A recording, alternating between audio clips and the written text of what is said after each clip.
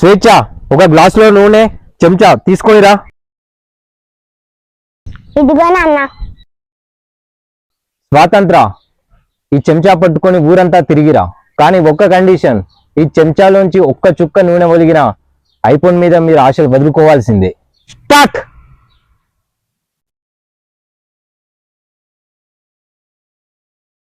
శాంత ఎటు?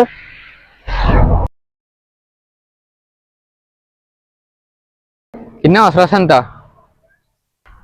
నాన్న మేమే గెలిచాం, ఒక్క చుక్క కూడా నూనె పోలేదు. మేమే గెలిచాం. మీరు గెలిచారా?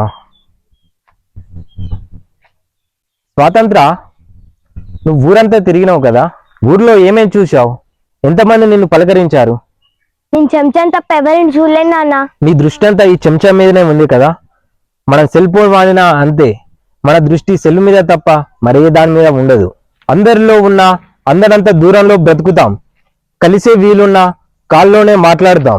మీరు ఈ ప్రపంచాన్ని లైవ్ లో చూడాలి, కానీ ల్యాప్టాప్ లో కాదు. సారీ నాన్న, మేం తప్పు చేసాం.